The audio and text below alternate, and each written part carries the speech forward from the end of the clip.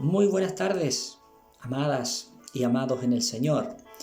Para mí es una alegría el poder compartir una vez más con todos ustedes en este día viernes que el Señor nos ha regalado. Desde mi hogar, junto a mi esposa, a mi hija que andan por ahí, les enviamos un cariñoso saludo lleno de afecto fraternal en Cristo, deseando que estén bien junto a sus familias, junto a sus seres queridos. Tenemos la certeza, la seguridad de que estamos al abrigo del Altísimo, que estamos bajo la sombra del Omnipotente. Por lo tanto, debemos estar seguros, tranquilos, porque el Señor ha sido con nosotros hasta el día de hoy y lo seguirá haciendo. En esta ocasión quiero compartir con ustedes nuevamente un estudio de la palabra del Señor que está directamente relacionado con esta pandemia del coronavirus y con lo que esta pandemia, este virus está provocando, ¿no? Está produciendo en forma masiva, y que es la muerte. Hay muchas personas que están muriendo todos los días. Hoy día justamente veía en el noticiero por la mañana 54 personas, el número más alto de personas que han muerto en nuestro país. ¿Y qué decir de lo que ha ocurrido en el resto del mundo? Miles de personas que están muriendo producto de esta enfermedad. Y por eso, hermanos, es que hoy día vamos a estudiar acerca de la muerte, su origen, qué es lo que causa, qué es lo que provoca la muerte en el hombre, cuál es el remedio que Dios nos ofrece, y qué es lo que ocurre con los seres humanos una vez que dejamos de existir, una vez que nos enfrentamos a la muerte. ¿Qué pasa? ¿Dónde vamos? ¿En qué estado nos encontramos? Son preguntas muy interesantes y justamente he decidido tocar este tema con ustedes a pedido de una hermana que justamente vio el primer estudio que hicimos, y yo les ofrecí que si había algún tema en particular que les gustaría que pudiésemos tocar, me lo hicieran saber, y ella justamente me decía: pastor, hay tanta gente que está muriendo, creyentes, no creyentes, y he escuchado a tantos predicadores, pastores, maestros que tienen diferentes visiones de lo que ocurre con la muerte, con la vida después de la muerte. Entonces me gustaría que pudiese usted tocar este tema desde su visión y desde lo que usted entiende por las Sagradas Escrituras. Y es por eso, hermanos, que hoy día vamos a hablar de esto. Estoy consciente plenamente de que la muerte no es un tema común, no es un tema de conversación, de sobremesa. Nadie se junta con sus amigos a hablar de la muerte después de una comida, ¿no? Con la familia. Porque es un tema que nos gusta, pero es un tema presente, es un tema que está. Si algo nos ha demostrado esta enfermedad es precisamente eso. La muerte nos está requiriendo. La muerte anda por las calles, anda por las plazas, se desplaza de manera introspectiva y está afectando a muchas personas. Y por eso es importante tener claridad sobre él. Ahora, antes, hermanos, de entrar de lleno en el estudio, quisiera decir algo que para mí es muy importante. Y es que siempre, frente a cualquier tema de debate, de conversación teológico, acá lo más importante no es lo que pueda decir yo respecto puntualmente a este tema que es la muerte, o lo que pueda decir el pastor tal o cual, el maestro, el predicador tal o cual, sino que acá lo que importa siempre es lo que Dios dice respecto a ese tema a través de su palabra, ¿no? Eso es lo más importante. Nosotros somos falibles, nos equivocamos, podemos hacer una interpretación equívoca, errónea, Pero la palabra de Dios no, Dios no se equivoca. Entonces siempre todo este tipo de temas es importante analizarlos a la luz de la palabra. Lo que Dios dice a través de su palabra. Y es lo que vamos a hacer ahora a continuación con la ayuda y con la dirección, la asistencia del Espíritu Santo. Y para eso yo voy a pedirle que me acompañe solamente unos segunditos para orar. Padre, gracias por este tiempo, por este día. Gracias porque nos amas. Gracias porque estamos escondidos en el hueco de tu mano. Y como dice tu palabra, lo que está en tu mano, Señor, nada lo puede arrebatar.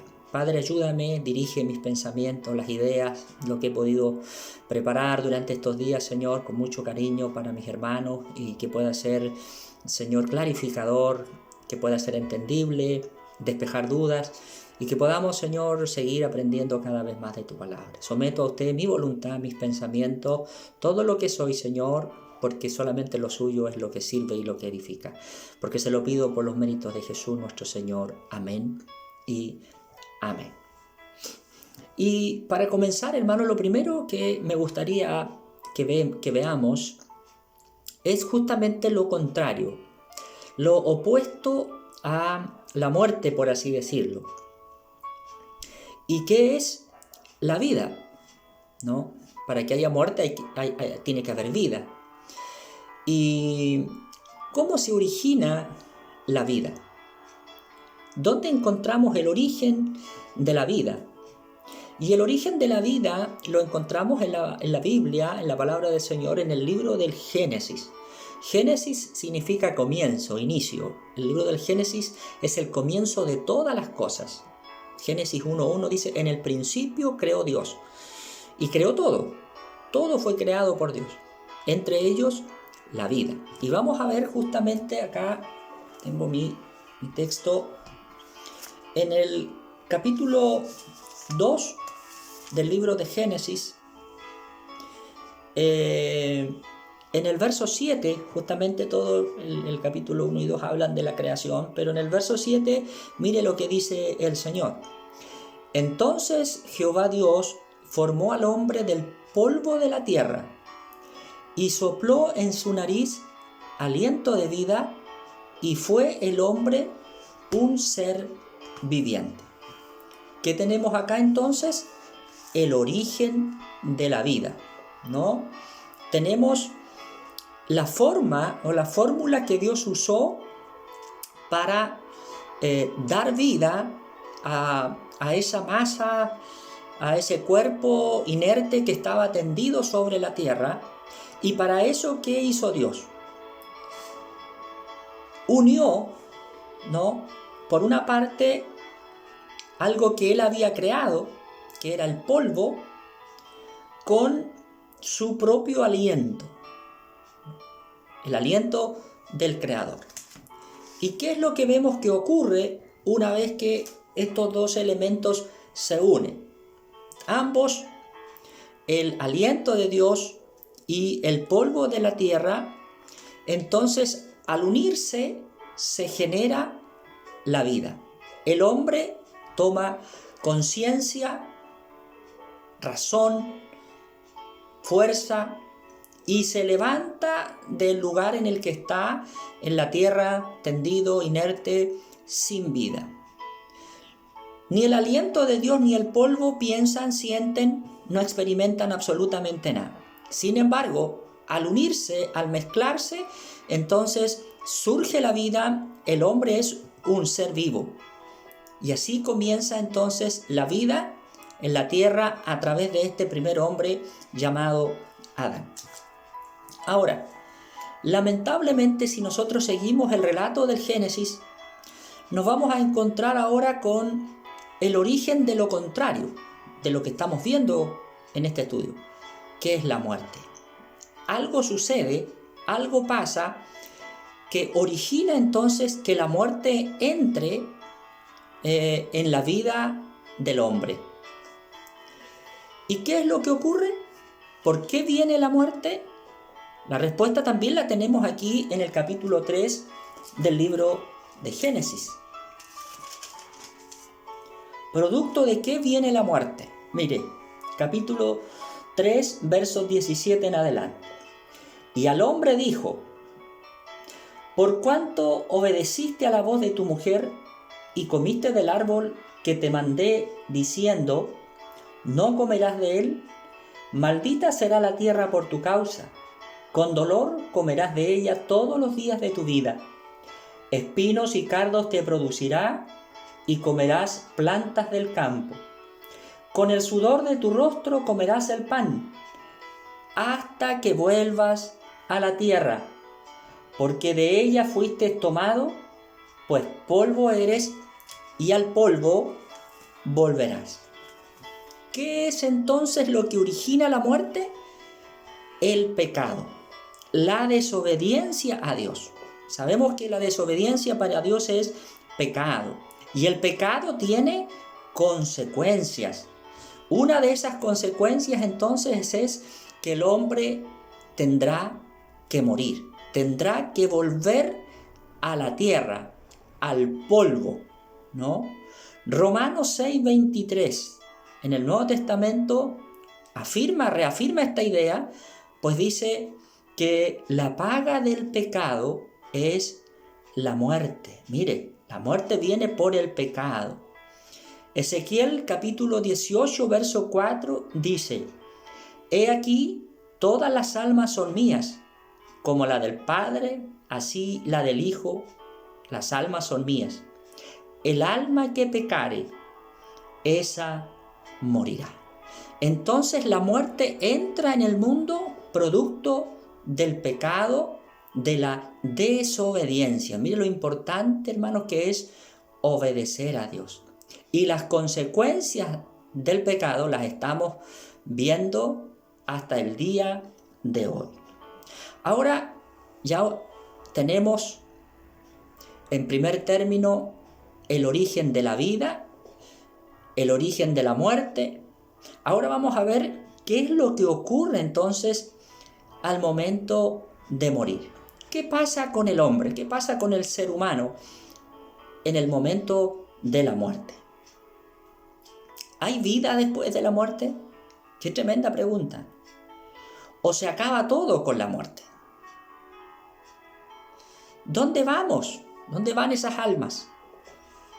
Una vez que el cuerpo físico vuelve a la tierra. ¿Qué pasa? ¿Van a algún lugar? ¿Hay algún lugar?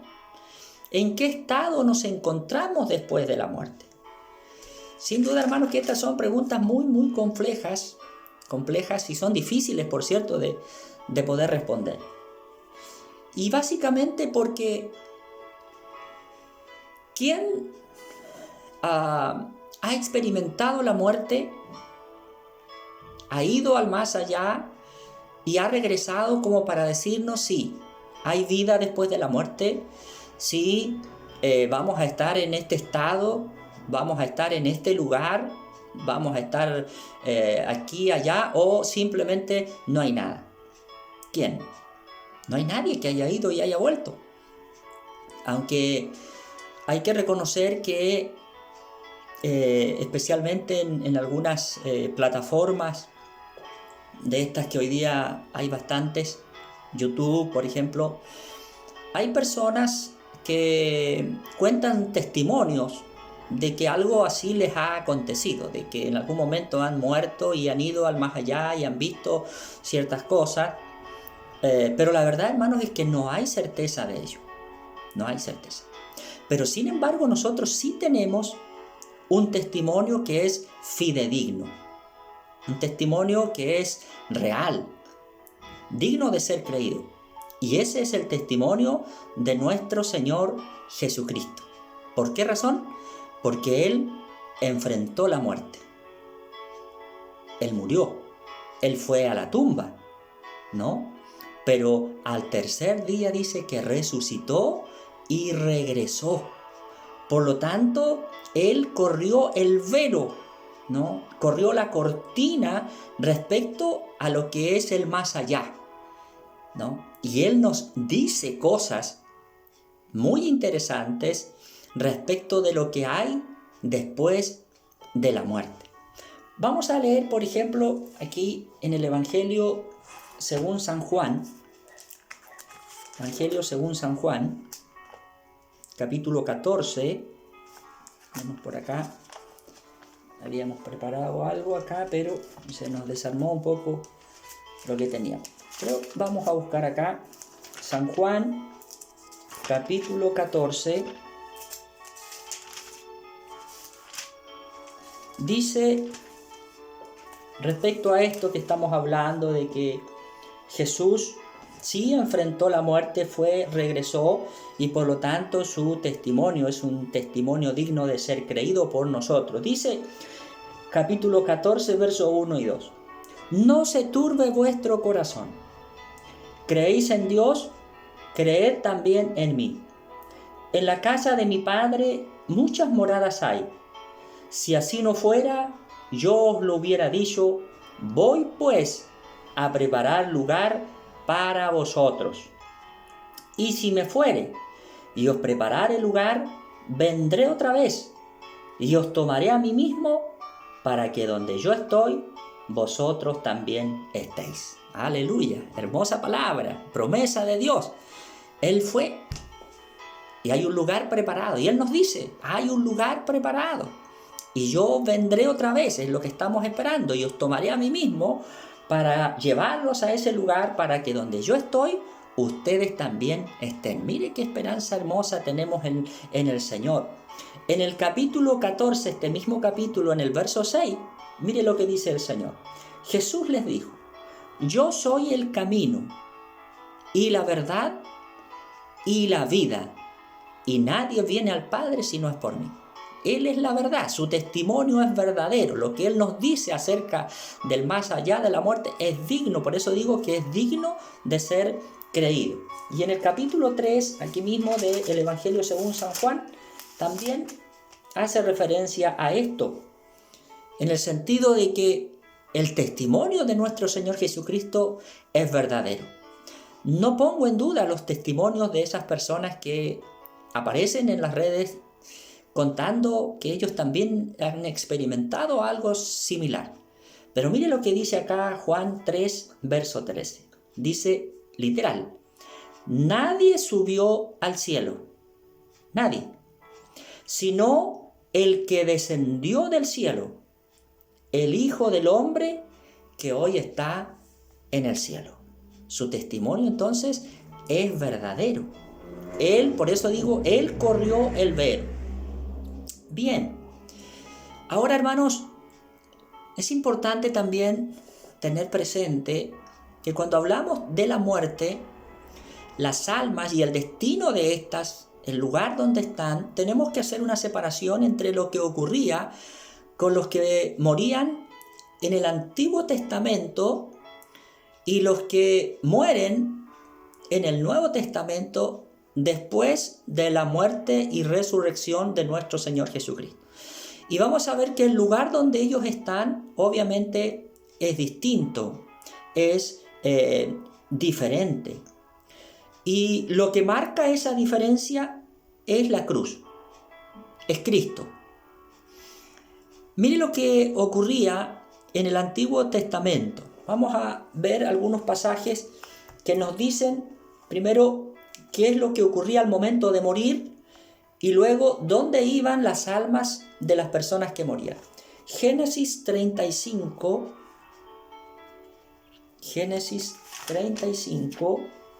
verso 18. Y aconteció, dice, que al salírsele el alma, pues murió, mire, al salírsele el alma, pues murió, llamó su nombre Benoni, mas su padre lo llamó Benjamín. Estamos aquí en presencia de este pasaje que nos relata la muerte de Raquel. Y lo que dice aquí es literal. Al morir se le salió el alma. ¿Qué decíamos al principio? ¿Cómo se generó la vida?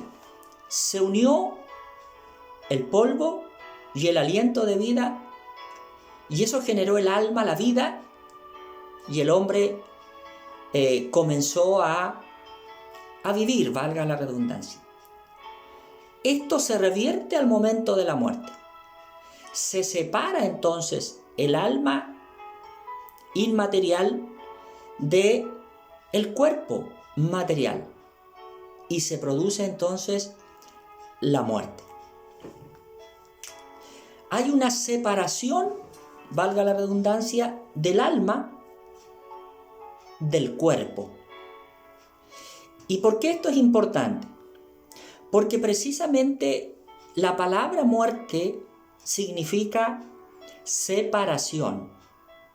¿Y cuál es la separación? Lo inmaterial de lo material. El cuerpo físico del alma, del aliento de vida que Dios sopló en ese cuerpo que estaba inerte. Esto queda más claro aún en Primera de Reyes, capítulo 17. Vamos a buscar acá. Primera de Reyes, capítulo 17. Este relato que es conocido por todos, en donde vemos cómo el profeta Elías, en su visita a Sarepta, se encuentra con una mujer viuda. Me imagino que usted conoce el relato, ¿no? Y después de ser atendido por esta mujer, dice la Biblia que esta mujer tenía un hijo y repentinamente este hijo enfermó y fue tan severa la enfermedad que este hijo finalmente murió.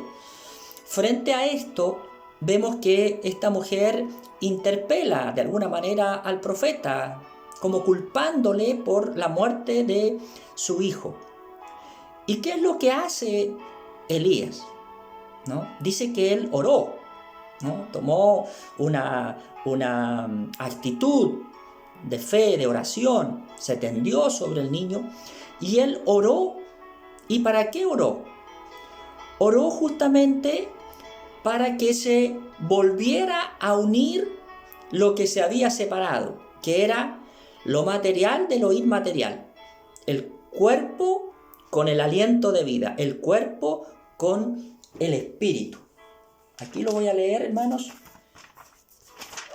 Tenemos tiempo, así que lo vamos a leer con calma. Primera de Reyes, capítulo 17, 21, 22. Dice: y se tendió sobre el niño 3 veces, y clamó a Jehová y dijo: Jehová Dios mío, te ruego, mire, que hagas volver el alma de este niño a él. Ya se había separado el alma del cuerpo.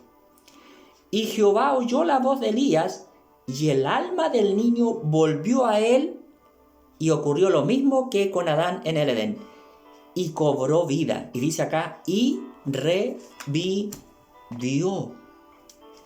Ahora, esta misma idea nosotros la encontramos en el Nuevo Testamento, en Santiago, capítulo 2, verso 26, donde dice: el cuerpo sin el espíritu está muerto.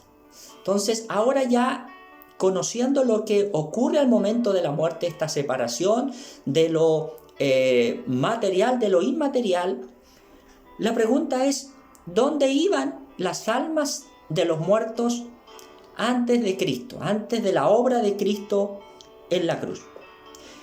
Y como estamos diciendo que el testimonio que tenemos es fidedigno, es veraz, porque Dios es veraz, digno de ser creído, Él mismo, ¿no?, en el Evangelio según San Lucas nos muestra y nos dice claramente a través de este relato de el rico y Lázaro, qué es lo que ocurría en el Antiguo Testamento. Vamos a buscar acá, entonces, en el Evangelio según San Lucas, en el capítulo 16. El rico y Lázaro. ¿Qué nos dice este relato? Habían 2 hombres, ¿no? Uno bien acomodado, adinerado, rico, le llama acá. Y había un mendigo que se llamaba Lázaro y que estaba a la puerta de aquel hombre, y dice que él deseaba mitigar su hambre con las cosas que caían de la mesa del rico. ¿Y qué ocurre? ¿Qué acontece? Que ambos, dice, que mueren. Ambos. Ahora, lo interesante es ¿dónde van las almas de estos 2 personajes? El primero de ellos dice que se va a un lugar llamado el seno de Abraham. ¿Quién está en el seno de Abraham? Lázaro. Lázaro. Dice el verso 22. Aconteció que murió el mendigo y fue llevado por los ángeles al seno de Abraham. Y murió también el rico y fue sepultado. Pero ¿dónde estaba el rico? Dice, y en el Hades alzó sus ojos, estando en tormentos, y vio de lejos a Abraham y a Lázaro en su seno. Este lugar, hermanos, de los muertos que aparece acá, en el Antiguo Testamento era el lugar en donde las almas de los que morían iban a ese lugar, todos. Los justos, como estamos viendo acá, los piadosos, como este hombre pobre, Lázaro, y también los injustos, los malvados, como este hombre rico. Ahora, ese lugar de los muertos estaba dividido en dos secciones, separadas, dice acá el texto, usted lo puede leer, por un gran abismo. Un lugar se llamaba el seno de Abraham, que era el lugar de descanso de los justos, en donde está Lázaro, y el otro lugar era el Hades, como le menciona acá, que es en el idioma griego, Hades, y en el hebreo este lugar se conoce como el Seol, y significa hoyo, lugar oscuro, infierno, y era el lugar de tormento en donde estaban los impíos. A ese lugar entonces en el Antiguo Testamento iban las almas de todos los que morían, justos e injustos. Es justamente a ese lugar al que alude David en el Salmo 16 y que justamente Pedro cita ahí en Hechos capítulo 2, verso 27, en esta predicación que hace después de la venida del Espíritu Santo, en donde David dice y le pide a Dios que no deje su alma, dice, en el Seol. David le pide a Dios que no deje su alma en ese lugar, en el Hades, aunque en estricto rigor es lo mismo, Hades, Seol, lo que cambia es el idioma, nada más, pero se refiere a lo mismo. Entonces, hasta antes de la muerte de Cristo, todos los que morían, ya hemos dicho, iban a este lugar, al seno de Abraham, los justos, y al Hades o al Seol, los injustos. Nadie iba a otro lugar que no fuese ese.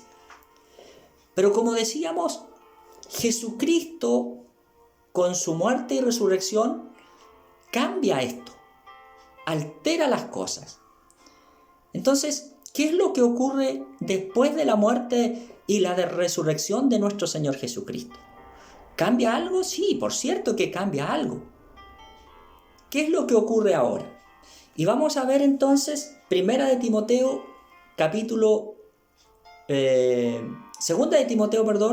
capítulo 1, versos 8 al 10. Mire lo que dice.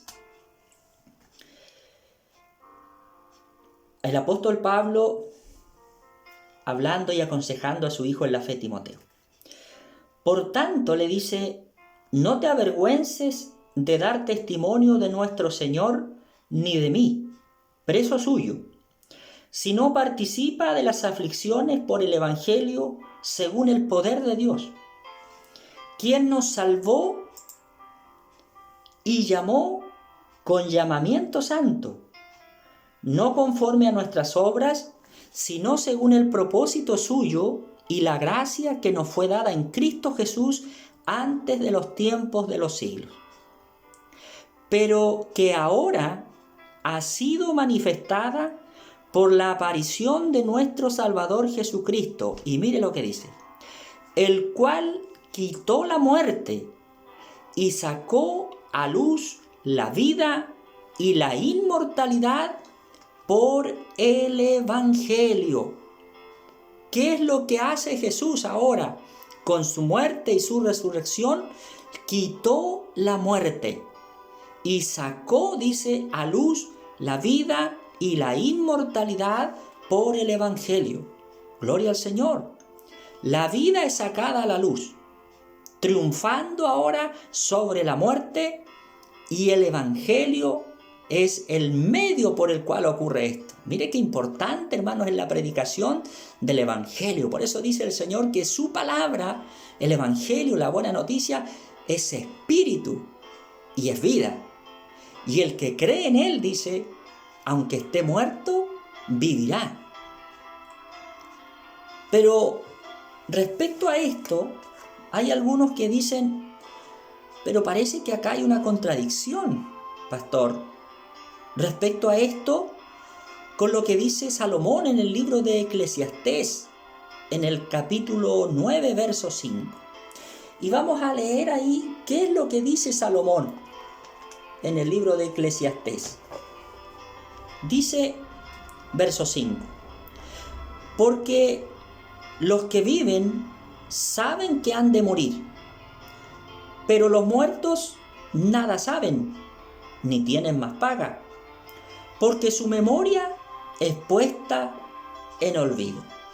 O sea, lo que nos está diciendo Salomón acá es que se termina todo, es que no hay vida después de la muerte, no hay nada, se termina, su memoria es puesta en olvido, los muertos nada saben.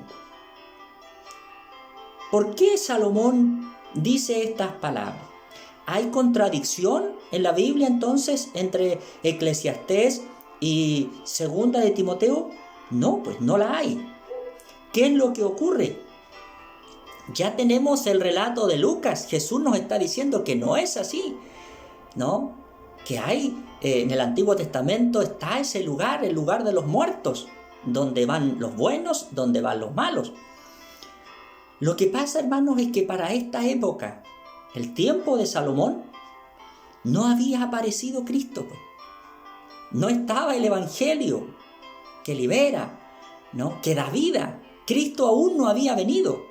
Por eso es que Salomón dice estas palabras. No había Jesucristo, como dice Colosenses capítulo 2, versos 10 al 15, triunfado sobre toda potestad, sobre la muerte, sobre Satanás, porque eso Cristo lo hizo en la cruz del Calvario, dice, y Él los exhibió públicamente, Colosenses 2, 10 al 15, triunfando sobre ellos en la cruz. En la cruz, entonces, es que Jesucristo saca a luz la vida, y lo hace por la predicación más tarde del Evangelio. Y justamente en Efesios capítulo 4, versos 8 al 9, vemos cómo el apóstol Pablo cita las palabras del salmista en el Salmo 68, verso 18, donde dice, Jesús descendió a las partes más profundas de la tierra y llevó cautiva la cautividad. Mire lo que dice aquí Efesios capítulo 4, versos 8 al 9. Por lo cual dice, subiendo a lo alto, llevó cautiva la cautividad y dio dones a los hombres. Y eso de que subió, ¿qué es? Sino que también había descendido primero a las partes más bajas de la tierra. ¿Qué es lo que ocurrió con Jesús durante esos 3 días que estuvo su cuerpo en la tumba? Bien, Él descendió precisamente al lugar de los muertos, al lugar en donde en el Antiguo Testamento estaban los justos y los injustos, y fue a buscar y a sacar las almas de los justos y las lleva ahora al tercer cielo.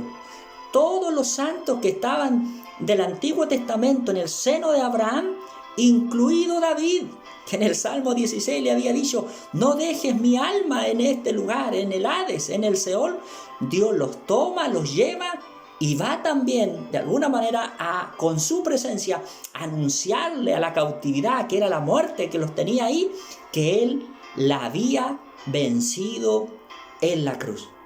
Por ello es que desde ese momento, mire, ponga atención, en la Biblia nunca más se encuentra en ninguna parte que las almas de los que son salvos, de los que han creído en Jesucristo, vayan nuevamente a ese lugar, al seno de Abraham. Nunca en el Nuevo Testamento aparece eso. La pregunta es entonces, ¿dónde van ahora las almas de los que han partido creyendo en Jesucristo? Segunda de Corintios, vamos a leer capítulo 5, versos 1 al 8. Dice así: porque sabemos que si nuestra morada terrestre, hablando de nuestro cuerpo, este tabernáculo se deshiciere, tenemos de Dios un edificio, una casa no hecha de manos, eterna en los cielos. Y por esto también gemimos, deseando ser revestidos de aquella, nuestra habitación celestial, pues así seremos hallados vestidos y no desnudos.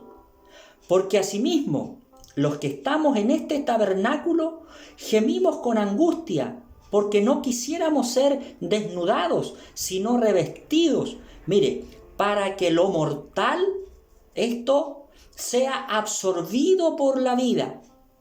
Mas el que nos hizo para esto mismo es Dios, quien nos ha dado las arras del Espíritu.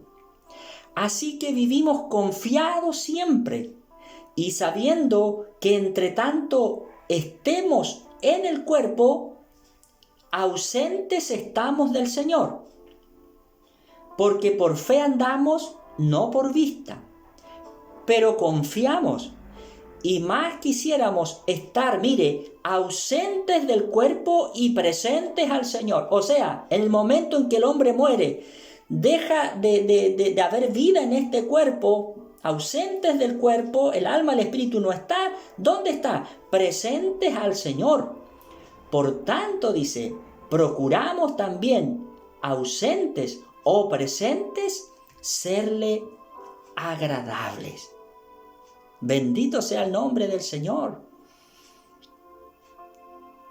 En Juan capítulo 14, versos 1 al 3, dice el Señor, respecto a esto, si hay dudas, no se turbe vuestro corazón.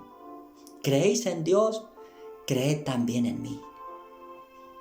En la casa de mi Padre muchas moradas hay. Si así no fuere, yo os lo hubiera dicho, voy pues a preparar lugar. Y si me fuere a preparar esos lugares, Él dice, y aquí está la promesa, vendré otra vez y os tomaré a mí mismo, para que donde yo estoy, vosotros también estéis. Aleluya, hermanos, qué hermoso, ¿se da cuenta? Y mire, Filipenses capítulo 1, versos 21 al 23, dice, porque para mí el vivir es Cristo y el morir es ganancia. ¿Por qué era ganancia para el apóstol morir? Mas si el vivir en la carne resulta para mí en beneficio de la obra, no sé entonces qué escoger. Porque de ambas cosas estoy puesto en estrecho. Mire, teniendo deseo de partir y estar con Cristo, lo cual es muchísimo mejor. ¿Qué pasa cuando partimos? ¿Dónde vamos? A estar con Cristo, a las moradas que Él fue a preparar. Por eso el apóstol lo dice aquí en forma tan tajante, ¿no? Teniendo deseo de partir y estar con Cristo, lo cual es muchísimo mejor. Pero quedar en la carne, dice, es más necesario por causa de vosotros. Bendito sea el nombre del Señor. Entonces, hoy, hermanos, cuando el hombre, el creyente, el cristiano muere, inmediatamente se va a la presencia del Señor. Él lo dijo, el apóstol aquí lo dice a través de su palabra. Y él anhela porque dice, estar con Cristo es muchísimo mejor. Dejando esta morada terrena, tenemos allá el edificio que Dios nos tiene preparado. Hoy día, el lugar de los muertos, donde iban los justos del Antiguo Testamento, está vacío. No hay nadie ahí. ¿Por qué? Porque Cristo, cuando triunfó en la cruz del Calvario, descendió y llevó la muerte cautiva, la cautividad, y llevó a los justos a la gloria, a ese lugar donde también vamos ahora nosotros. El Hades, el Seol, está ocupado, porque hoy las almas de los impíos, de los que parten sin Cristo, siguen yendo a ese lugar. Ahora, es interesante, hermano, ya vamos a estar concluyendo, tener claro respecto que tanto los justos, tanto del Antiguo como del Nuevo Testamento, están en el cielo, están con Cristo, y los injustos, tanto del Antiguo como del Nuevo Testamento, están ahí en el Hades o el Seol, pero ellos están esperando su recompensa final. Ambos están esperando su recompensa final, ambos grupos, ¿ya? ¿Y cuándo va a ocurrir esto? En la resurrección respectiva de ambos grupos, que se va a producir al final en el libro del Apocalipsis. Mientras, entonces, ¿qué están haciendo? ¿En qué estado están las almas de los justos, de los que han partido en los brazos del Señor en el cielo? Algunos dicen que están durmiendo. No, sin embargo, la palabra del Señor nos dice de que ese estado es el estado que se conoce como intermedio. ¿Y qué están haciendo las almas de los justos? Descansando. Apocalipsis 14:13. Léalo usted y búsquelo en su casa, por favor, porque por el tiempo yo no lo voy a hacer. Están esperando. Apocalipsis 6:10, ¿no? Y están en actividad. Apocalipsis 7:15. No están durmiendo, como dicen algunos, el sueño de los justos, los adventistas. Ellos abogan por esa interpretación. No, es cierto, hermanos, que la Biblia describe a la muerte como un sueño. Pero esto es porque el creyente pierde la conciencia de este mundo, el mundo terrenal en el cual estuvo, cuando estuvo unido al cuerpo, lo material con lo inmaterial. El hombre pierde conciencia de eso. ¿Por qué? Porque por lo general ese tiempo que pasamos en la tierra fue de desvelos, de preocupaciones, de enfermedades, de esto, de lo otro. Si tuviese esa conciencia, entonces no disfrutaría del lugar en donde está. A eso se refiere la Biblia cuando dice que la muerte o los que han muerto es un sueño para ellos, porque han perdido la conciencia de los padecimientos del tiempo pasado y están disfrutando de la paz y la felicidad del tiempo presente y del lugar donde ahora están con Cristo, como dice el apóstol, porque ahí es mucho mejor. No así los malvados, que siguen en ese lugar, en el Hades, en el Seol, conscientes. El rico estaba consciente. Ellos están conscientes y sienten remordimiento, culpa, por no haber recibido el mensaje de nuestro Señor Jesucristo. Estar con Cristo, hermanos, es muchísimo mejor. ¡Qué privilegio! Aquellos que han partido, nuestros seres queridos que han partido, mi padre, su padre tal vez, su madre, algún hermano. Mire dónde están. Estar allá es muchísimo mejor. Están disfrutando de las glorias eternas. Están con Cristo. Están en ese edificio que Dios tenía para ellos y tiene también para nosotros. Entonces, la muerte, como dice el apóstol Pablo, para él el vivir es Cristo y el morir es ganancia. La muerte, hermano, no es derrota, es ganancia, es victoria.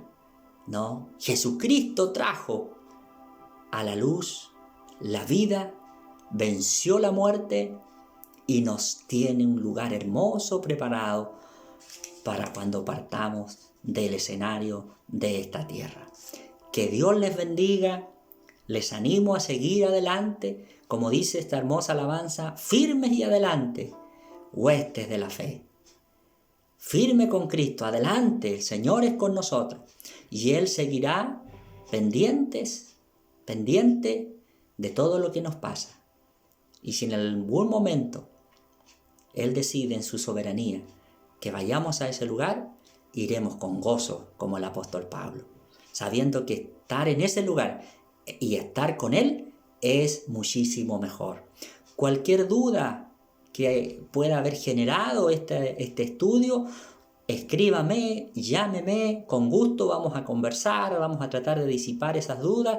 Y si hay algún tema, les vuelvo a reiterar, que les gustaría que pudiésemos profundizar durante este tiempo, con gusto lo voy a recibir y lo voy a compartir con ustedes. Gracias, que Dios les bendiga.